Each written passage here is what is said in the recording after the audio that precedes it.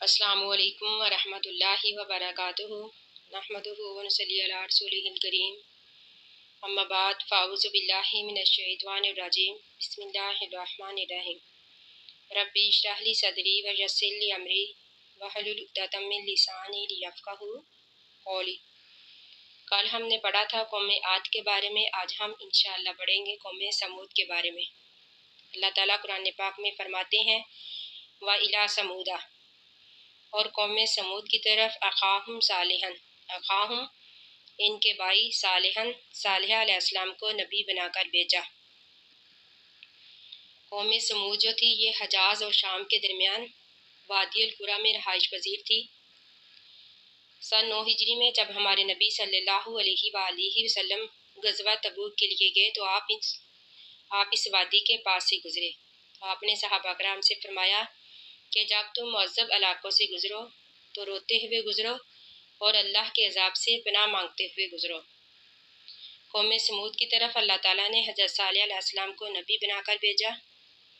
بعض روایات میں ہے کہ اس قوم نے حضرت صالح علیہ السلام سے مطالبہ کیا کہ وہ پہاڑ سے گابن اونٹنی نکال کر دکھائے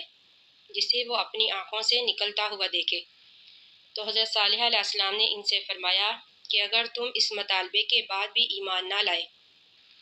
یعنی اگر اللہ تعالیٰ نے تمہارا یہ مطالبہ پورا کر دیا پھر بھی تم ایمان نہ لائے تو اللہ تعالیٰ تمہیں ہلاک کر دے گا۔ تو اللہ تعالیٰ نے ان کے مطالبے پر اونٹنی ظاہر فرما دی، اور اللہ تعالیٰ نے یہ 2 شرطیں رکھی۔ پہلی شرط یہ کہ اس اونٹنی کو کوئی بری نیت سے نہیں چھوئے گا،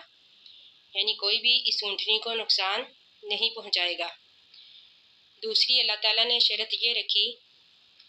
کہ ایک دن پانی پینے کی باری اونٹنی کی ہوگی اور ایک دن لوگوں کی، یعنی گھاٹ پر ایک دن اونٹنی پانی پینے جائے گی اور ایک دن یہ تمام لوگ۔ جس دن اونٹنی جائے گی اس دن لوگ نہیں جائیں گے، اور جس دن لوگ جائیں گے اس دن اونٹنی نہیں جائے گی۔ بعض روایات میں ہے کہ قوم سمود نے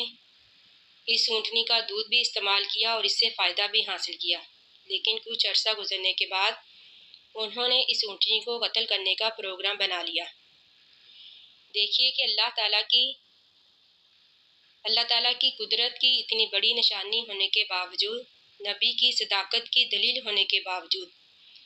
وہ اپنی سرکشی میں اس حد تک بڑھ گئے کہ انہوں نے اس اونٹنی کے ہاتھوں اور پاؤں کو زخمی کر دیا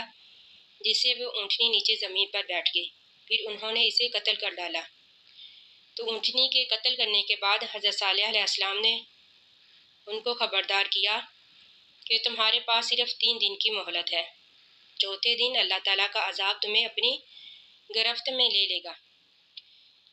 جب اس کے بعد عذاب الہی کی علامتیں ظاہر ہونی شروع ہو گئی تو ان کو بھی اپنی غلطی کا احساس ہوا،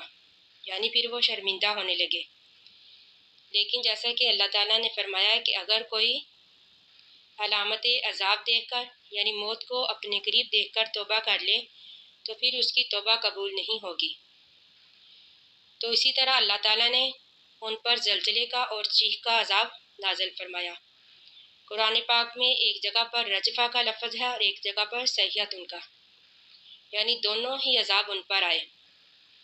اوپر سے چیخ اور نیچے سے زلزلہ، جس نے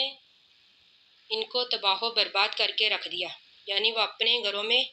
اوندے کے اوندے رہ گئے، یعنی اللہ کی نافرمانیاں کرنے کی وجہ سے